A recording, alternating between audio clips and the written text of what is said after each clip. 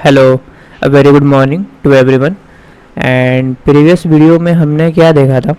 हमने अपना create user, update user, get single user, get all user and delete user, इसमें हमने सारा क्लियरली देख लिए थे कि हमारा एपीआई कैसे वर्क कर रहा है। तो अभी हमें क्या देखना है? पहले मैं आपको डेटाबेस चेक कराता हूँ। फॉर एग्ज़ाम्पल मैं अपना MySQL बेंच ओपन करता हूँ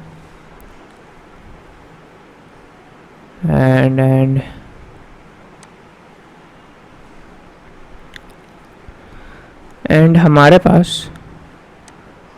जो टेबल थी, टेबल में फ़िलहाल दो यूजर हैं, यूजर 3 एंड यूजर 6, जो हैं कि एक अल्ताफ़ एंड सिद्दीकी।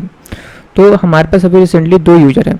तो हम जब क्या कर रहे थे, हम जब गेट सिंगल यूजर या फिर अपडेट में जब हम URL जब पास कर रहे थे, URL 5, तो अभी फ़िलहाल क्या है, अभी हमारे पास केवल 3 है एंड 6 है।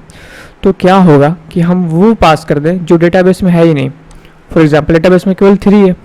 पहले मैं प्रोग्राम को अपने रन करता हूँ ताकि क्लियर मैं दिखा सकूँ। तो आते हैं, पहले अपने प्रोग्राम को रन करते हैं हम लोग। ये थोड़ा टाइम लेगा बट हम देखते हैं। हमारा पोर्ट नंबर तो 9292 ही था, तो उसमें कोई चेंजिंग नहीं है। बस एक बार ये प्रोग्राम रन हो जाए।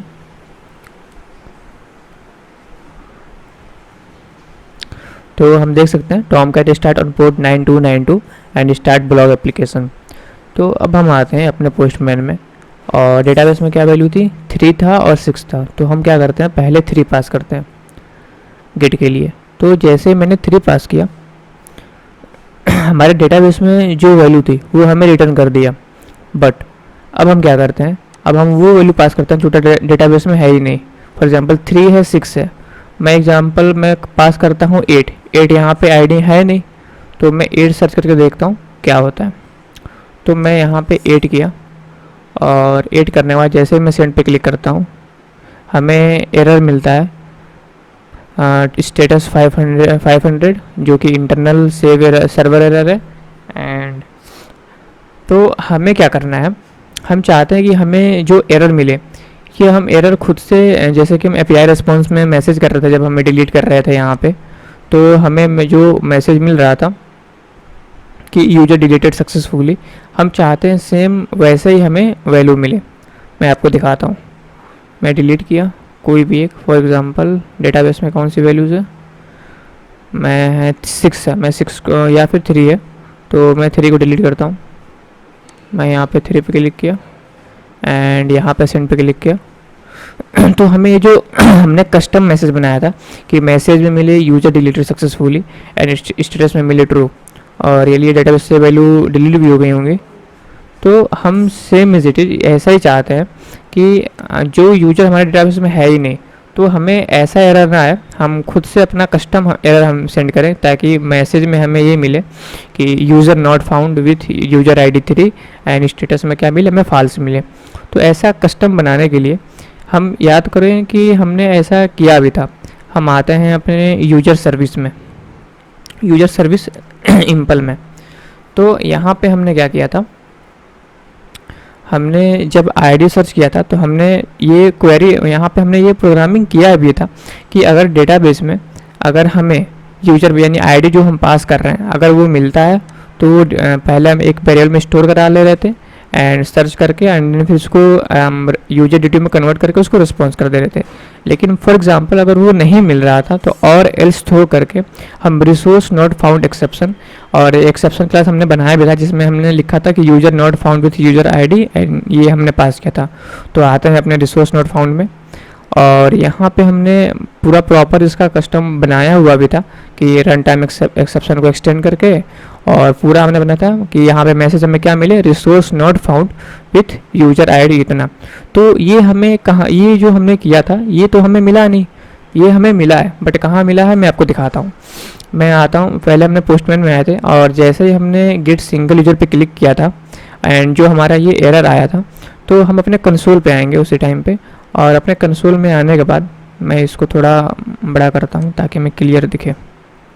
थोड़ा ऊपर चलेंगे और हम देख सकते हैं हमारा क्या एक्सेप्शन जनरेट हुआ था, कंसोल पे रिसोर्स नॉट फाउंड एक्सेप्शन, और हमने जो कस्टम मैसेज जो बनाया था परसेंटेज एस के जगह पर क्या आ जाएगा, जो हमने यूजर वहाँ पे पास किया था यूजर नॉट फाउंड विथ, तो नॉट फाउंड विथ भी आ गया, एंड यूजर आईडी आ गया।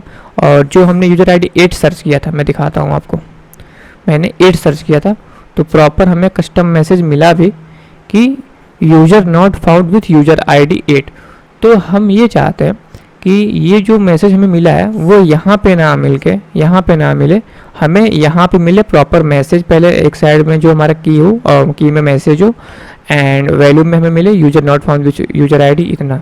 तो इसके लिए हमें क्या करना पड़ेगा, हमें एक ग्लोबल एक्सेप्शन हैंडल बनाने की ज़रूरत पड़ती है, और इसी को हम पूरा कंप्लीट एक्सेप्शनल हैंडलिंग करते हैं। तो इस वीडियो को देखने के बाद आपको एक्सेप्शनल हैंडलिंग कैसे की जाती है ये आपको समझ में आ जाएगा, और आप जहां भी और अपने हिसाब से जैसा भी अपना खुद का कस्टम एक्सेप्शन हैंडल करना चाहेंगे तो आप कर सकते हैं। तो स्टार्ट करते हैं। तो हमें करना क्या है, हम आते हैं अपने फिर से जैसे था वैसे कर लेते हैं, एंड एक्सेप्शन जो हमारा पैकेज था इसके अंदर हम एक और क्लास बनाएंगे, और जिस क्लास का नाम होगा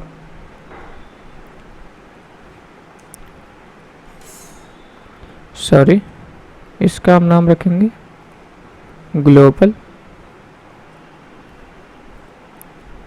एक्सेप्शन हैंडलर। तो ये हमारा क्लास हो गया ग्लोबल एक्सेप्शनल हैंडलर, और ये हमारा जितने भी हमारे एक्सेप्शन आएंगे उसको हम यहीं पे हैंडल करने वाले हैं। तो इसको हम एक एनोटेशन से मार्क करेंगे, इसका एनोटेशन यूज करेंगे हम रेस्ट कंट्रोलर एडवाइस। ओके, इसके बाद हमें क्या करना है, इसके बाद हम फंक्शन यूज करेंगे पब्लिक एंड रिस्पॉन्स एंटिटी। और रिस्पॉन्स एंटिटी में हम क्या चाहते हैं कि हम एपीआई रिस्पॉन्स, जो हमने एपीआई क्लास बनाया था हम उसी को रिस्पॉन्स करेंगे। तो एपीआई रिस्पॉन्स हमने बना दिया, और एपीआई रिस्पॉन्स में इस फंक्शन का हम नाम रखते हैं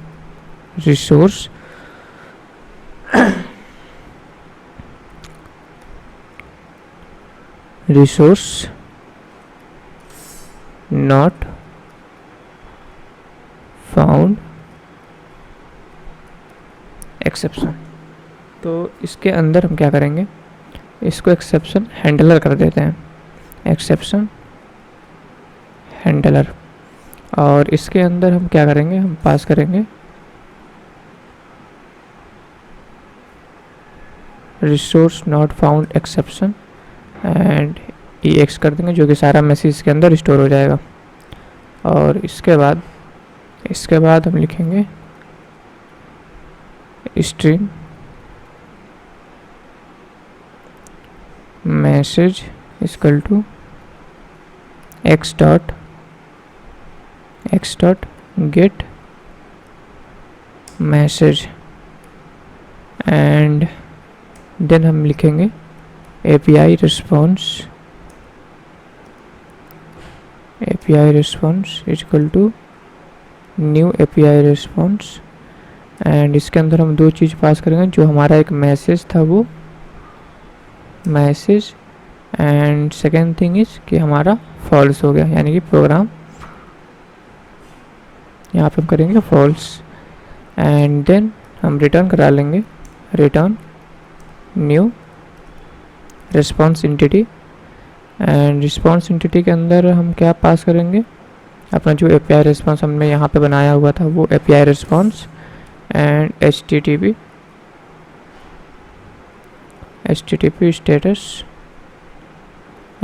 स्टेटस नॉट फाउंड। इतना हमने कर लिया। इसके बाद इसको टर्मिनेट करते हैं, एंड सेकेंड थिंग यहाँ पे हम यूज करने वाले हैं @exception हैंडलर, एंड इसके अंदर हम पास करेंगे अपना क्लास का नाम। कौन सा क्लास, जो हमने यहाँ पे बनाया था रिसोर्स नॉट फाउंड एक्सेप्शन। तो यहाँ पे हम यही क्लास लिखेंगे resource not found exception and dot class, और अपने प्रोग्राम को हम यहीं पे स्टॉप करेंगे। और ये हमने क्या किया, ये हमने कंप्लीट कर लिया। इसके बाद मैं आपको समझाता हूँ क्लियरली हमने किया क्या है। हमने ये किया है कि जब भी हमारा प्रोग्राम में कहीं भी रिसोर्स नॉट फाउंड एक्सेप्शन, ये वाला कहीं भी हमारे प्रोग्राम में अगर एरर आती है रिसोर्स नॉट फाउंड एक्सेप्शन, तो हमारा ये वाला जो प्रोग्राम है, ये वाला जो कोड है, ये रन कर जाएगा। मैं फिर से रिपीट कर रहा हूँ, हमारे प्रोग्राम में जब भी कोई रिसोर्स नॉट फाउंड एक्सेप्शन, अगर ये एरर कहीं भी अगर हमारे प्रोग्राम में आता है, जो कि हमने देख सकते थे आया था यहाँ पे, wait, resource not found exception, तो अगर कहीं भी हमारे प्रोग्राम में अगर ये एरर आती है तो हमारा जो कोड होगा ये रन होगा। तो इसके बाद इस कोड में हमने किया क्या है, हमने जब भी ये एरर आएगी तो इसके अंदर जो मैसेज होगा, फॉर एग्जांपल यहाँ पे कौन सा मैसेज है, user not found with user ID 8, ये हमने कस्टम बनाया होता, तो जो मैसेज आएगा वो एक्स के अंदर स्टोर हो जाएगा। और हमने क्या किया है, हमने रिटर्न में एपीआई रिस्पॉन्स हमें रिटर्न कराएंगे, तो हम उस एक्स डॉट गेट इसका जो मैसेज निकाल के हम मैसेज में स्टोर कर देंगे। एपीआई रिस्पॉन्स में हमने दो चीज़ लिया था, एक मैसेज लिया था, एक स्टेटस लिया था।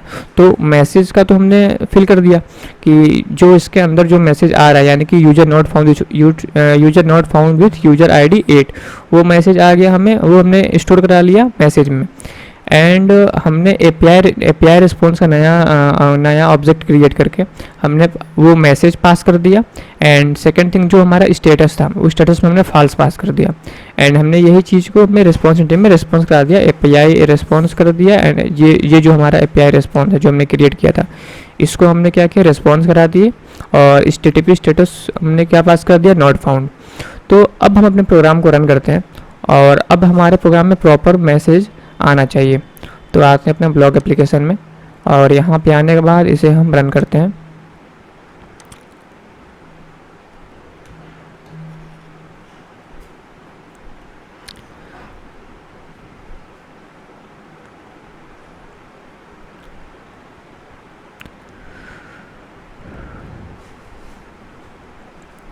रन करने के बाद हम चलते हैं अपने डेटाबेस में। और डेटाबेस में चलने के बाद यहाँ पे कई सारे हमारे पास पहले तो डेटाबेस में वैल्यू एक ही है। तो पहले हम क्या करते हैं, अपने जो हमने क्रिएट एपीआई बनाया तो उसके सबसे पहले 4-5 वैल्यू पहले इंसर्ट करते हैं। एंड देन हम वो आईडी पास करेंगे जो एग्जिस्ट ही नहीं करता है। तो आते हैं क्रिएट में एंड डेटाबेस में क्या था, केवल सिद्दीकी से था। तो हाँ, एक अल्ताफ़ करते हैं पहला, एक रजा करते हैं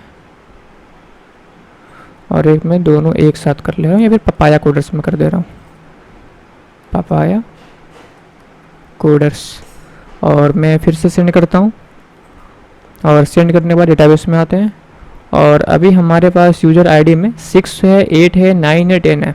तो आते हैं पोस्टमैन में और गेट सिंगल यूज़र हमने कर रहे थे और यहाँ पे हम क्या करते हैं, 8 है तो 8 को हम फिर से हिट करके देखते हैं। पहले तो एरर आ रहा था, तो अभी डेटाबेस में 8 एग्जिस्ट करता है तो उसका सारी इन्फॉर्मेशन आ गया। बट अब इस बार हम वो हिट करेंगे जो डेटाबेस में प्रेजेंट है ही नहीं।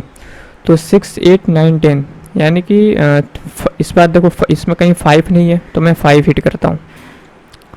तो 5 हिट करूँगा, ये किया मैंने 5 एंड सेंड पे क्लिक किया तो हमें कस्टम जो हमने मैसेज बनाया था वो एग्जैक्टली हमें मिल चुका है। एंड मैसेज में हमें मिला user not found with user ID 5 and status में हमें क्या मिला है, फॉल्स। तो देख सकते हैं ये कितना अच्छे से हमने ये हैंडल कर लिया और हमने मात्र एक जगह इसको हैंडल किया था, रिसोर्स नॉट। अब हमारे प्रोग्राम में जहाँ भी ये एरर में आएगा रिसोर्स नॉट फाउंड, उसके लिए हमें कस्टम मैसेज ये खुद से क्रिएट कर देगा। फॉर एग्जांपल मैं अपडेट यूज़र करता हूँ, मैं चाहता हूँ मैं ऐसे यूज़र को अपडेट करना चाहता हूँ जो यहाँ पे डेटाबेस में एग्जिस्ट ही नहीं करता है। फॉर एग्जांपल यहाँ पे 6, 8, 9, 10 है तो मैं क्या करता हूँ, मैं यहाँ पे करता हूँ 15 हमारे डेटाबेस में एग्जिस्ट ही नहीं करता है और हम 15 को अपडेट करना चाहते हैं। तो यहाँ पे भी हमें एक्सेप्शन क्या जनरेट होता है अगर हमने वो एक्सेप्शन हैंडल नहीं किया तो, resource not found exception. But मैं जैसे सेंड करूँगा हमारा खुद का कस्टम मैसेज मिल जाएगा कि user not found with user ID 15 and status 5। यानी देख सकते हैं जो हमने यहाँ पे पास किया है वो डायनेमिकली यहाँ पे चेंज भी हो रहा है और ये हमने देखा था अपने प्रोग्राम में कैसे किया था। तो क्रिएट यूज़र अपडेट, हमें 2 आईडी, एक आईडी यहाँ पास कर रहे थे और सेकंड थिंग आईडी यहाँ पे पास कर, और दोनों में हम देख सकते हैं अगर हम आईडी गलत पास करते हैं यानी कि जो डेटाबेस में एग्जिस्ट करता ही नहीं है, तो हमारा खुद का कस्टम जो मैसेज है वो जनरेट हो जा रहा है, user not found with user ID. मैं जितना भी यहाँ पे चेंज करूँगा वो एग्जैक्ट रिफ्लेक्ट करेगा। अगर मैं 20 करता हूँ और 20 डेटाबेस में है नहीं, तो यहाँ पे चेंज हो जाएगा 20। तो आप देख सकते हैं user not found with user ID 20 and status क्या मिला, हमें फॉल्स मिला। तो देख सकते हैं हमने जो एक्सेप्शनल हैंडलिंग जो था वो हमने करके देख लिया है। और ये है पावर ऑफ एक्सेप्शनल हैंडलिंग कि हम एक्सेप्शन जो भी आया और उसको हम जैसा मैसेज देना चाहते हैं, वो अपना जो खुद का कस्टम मैसेज देना चाहते हैं, ताकि यूज़र को क्लियरली पता चले। यानी कि जो पहले मैसेज आ रहा था हमारे कंसोल पे, वो इतना बड़ा मैसेज यूज़र समझ में नहीं पाता कि वो एक्सेप्शन है क्या, बट हमने उसको बस 2 लाइन में कर दिया। मैसेज में मिला user not found with user ID 20, यानी कि जब भी डेटाबेस यूज़र जब जो हमारा क्लाइंट होगा अगर वो डेटाबेस में सर्च लगाता है ऐसा गलत एंट्री, तो उसको क्लियरली मैसेज मिल जाएगा और वो समझ जाएगा कि हाँ हमने ऐसा यूज़र आईडी पास कर दिया जो डेटाबेस में एग्जिस्ट ही नहीं करता है, तो वो समझ जाएगा। तो इसलिए एक्सेप्शनल हैंडलिंग बहुत इंपॉर्टेंट होता है हमारे प्रोग्राम में। एंड इस वीडियो को हम यहीं पे एंड करते हैं, और हमारा जो नेक्स्ट वीडियो होगा उसमें वैलिडेशन का यूज करेंगे कि वैलिडेशन क्या होता है और कैसे उसको यूज करते हैं। तो मिलते हैं अपने नेक्स्ट वीडियो में, तब तक के लिए बाय।